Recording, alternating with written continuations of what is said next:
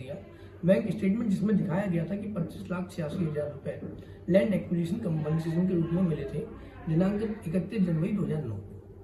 Department का यह argument था कि असेसी ने पहले ईओ और सीआईटी अपील के सामने कोई एविडेंस नहीं दिया है, इसलिए अब अपील स्टेज पर एविडेंस स्वीकार नहीं होना चाहिए और नॉन कोऑपरेशन का कोई इग्नोर नहीं किया जा सकता। आईटीएटी दिल्ली बेंच से इम्पोर्टेंट पार्ट ये था कि असेसी ने अपील में बताया कि वह 12 साल से जेल में थे, इसलिए टैक्स प्रोसीडिंग में पार्टिसिपेट नहीं कर पाए। रिलीज डेट ये थी 23 अप्रैल 2024। अपील के दौरान असेसी ने नया एविडेंस दिया। बैंक स्टेटमेंट में ये बताया कि 25,86,000 रुपए लैंड एक्विजिशन कंपनसेशन के रूप में उसको मिले थे।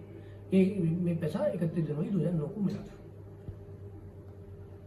डिपार्टमेंट का कहना है कि असेसी ने पहले ईओ के सामने और सीआईटी अपील के सामने कोई एविडेंस नहीं दी है, इसलिए अब इस अपील स्टेज पर इस एविडेंस को स्वीकार नहीं किया जा सकता और नॉन कोऑपरेशन का हवाला देते हुए उसको इग्नोर नहीं किया जाना चाहिए।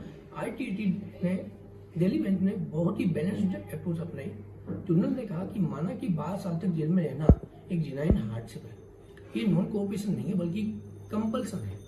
ट्रिब्यूनल ने यह भी माना कि असेसी ने जब टाइम ऑफ फेसी एविडेंस दे दिया है और नेचुरल जस्टिस के प्रिंसिपल के अनुसार उसे एक मौका मिलना चाहिए, तब आईटीटी दिल्ली ने फाइनल वर्डिक्ट दिया कि इसको वह लगभग 12 साल तक जेल में थे और इसके लिए टैक्स प्रोसीडिंग में पार्टिसिपेट नहीं कर पाए। उनकी रिलीज डेट 23 अप्रैल 2024। अपील के दौरान असेसी ने नया एविडेंस दिया।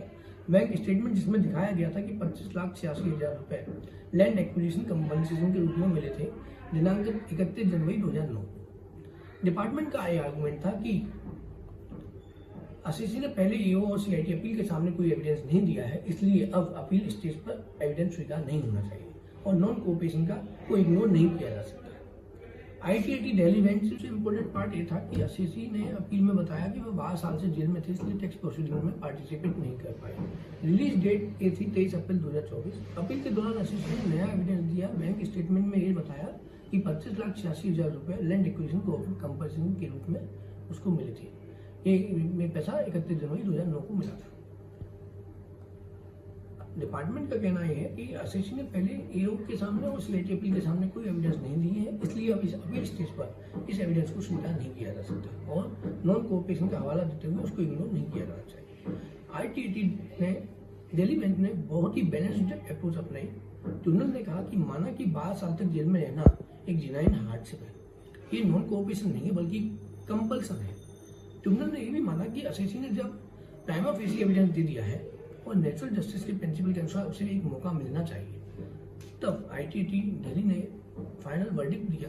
केस को असेसी के रूप में आईटीटी ने कहा कि केस को ईओ के पास रिमांड बैक किया गया और ईओ को निर्देश दिया कि असेसी को 3 इफेक्टिव अपॉर्चुनिटीज दी जाए कम से कम। अपील को अलाउड फॉर स्टैटिस्टिकल पर्पज माना गया। इस केस में हमें ये सीख मिलती है कि natural justice is supreme. Assessee genuine reason से अगर कोई प्रेजेंट नहीं हो पाया है तो उसे मौका मिलना चाहिए। दूसरा, नॉन कोऑपरेशन और मजबूरी में बहुत बड़ा अंतर होता है। नॉन कॉम्प्लायंस को डिफॉल्ट नहीं माना जा सकता। असेसी एविडेंस अगर एक्सेप्ट हो सकता है तो एडिशनल एविडेंस को स्वीकार किया जाना अनिवार्य है और remand is a powerful relief.